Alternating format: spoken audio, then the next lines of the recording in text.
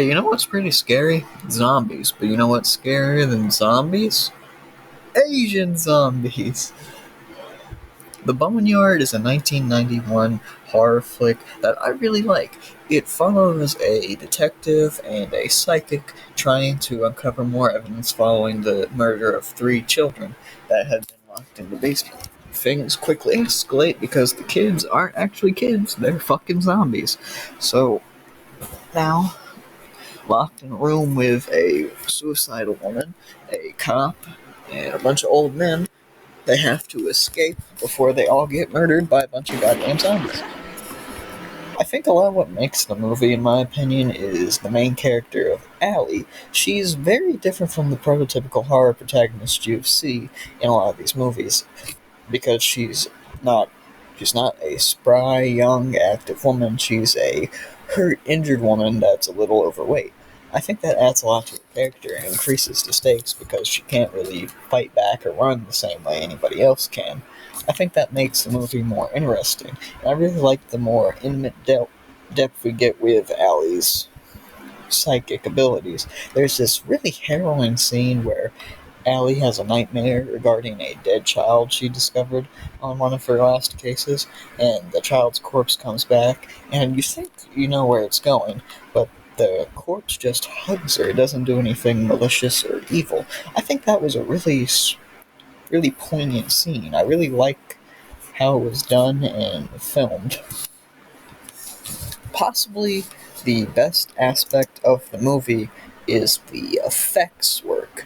There is this amazing 3 little zombies in this movie. They're these short little midget guys running around. They just look awesome, from the muddied braid hair and the decaying flesh and falling off eyes. They look so grotesque and evil, especially when they die and they just melt into like puddles of ooze, or they try to force feed people parts of them to make new zombies.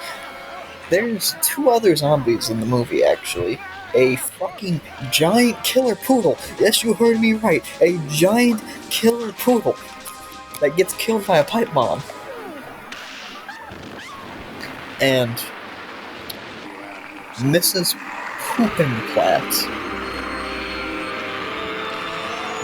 You heard me right, dear viewer. Poopenplatz. That's the kind of name that George and Harold would come up with for a Captain Underpants comic. Also, she gets the wildest damn animatronic in this whole movie. This thing looks like it's right out of a Tim Burton Beetlejuice movie. I love it. It's a shame it isn't on screen for very long. My primary issue with the movie is the noticeable lack of gore. The actual monsters are very grotesque and ugly, and there is blood, but there's not really that much gore, and that stems from the fact that a majority of the main cast don't die or leave the film. And that's fine, actually. I'm okay with that. I just think that's a little detrimental when that kind of stuff is the appeal of this sort of horror movie. Another aspect is the direction I think it's good. There's moments of brilliance, like the aforementioned sequence between Allie and the dead kid, but a lot of it is very workmanlike, static shots, but the lighting and shadow play makes it better than what it would be. The rest of the cast are pretty good too. Jersey is a likable curmudgeon. Mrs. Poopenplatz is annoying as shit. Holy fucking hell. I don't think I've ever disliked the main character as much as I've disliked Mrs. Poopenplatz. The most memorable thing about this character before she gets turned into a monster is she tells her poodle to eat white meat after it's been introduced as only attacking black men. The detective that partners with Jersey, he's okay. He's there as kind of a man of action, if you understand what I mean. He's like that Doctor Who characters back in the 60s where you had to have somebody capable of more physicality to handle in fights or action sequences that, the titular doctor couldn't do. The Dana, the suicidal woman who was brought to the morgue, who was alive because they all thought her ass was dead, and I don't blame them. Like, look at the bitch, she fucked up. But Dana is pretty good. She has a very heartwarming moment in the elevator shaft after they kill one of the damn zombies. That's very touching. I mean, I don't know. Maybe frightened? Confused, maybe? Crazy. No, I don't understand how someone like you could... What do you mean, someone like me? Well, you got stuff going for you. Your whole life's ahead of you. I mean, you're pretty. And... Why? Why?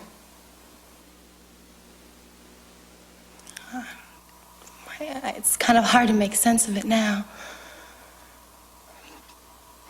Everything just seemed to come crashing down, you know? The opportunity was there, and I took it.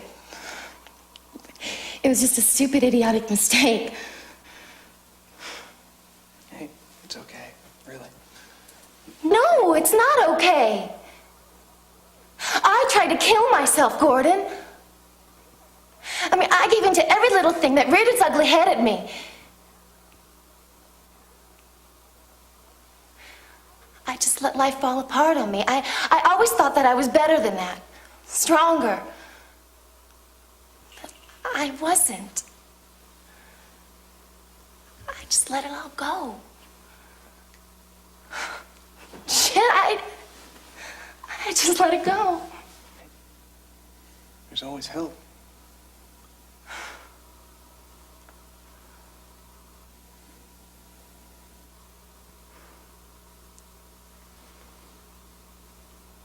Well, should we give it a try? The Boneyard isn't a masterpiece, but it's really good genre fare, especially as a piece of base under siege, low budget filmmaking. I say it's a good companion piece with Blue Monkey. That's all I got for y'all today, folks. Peace out.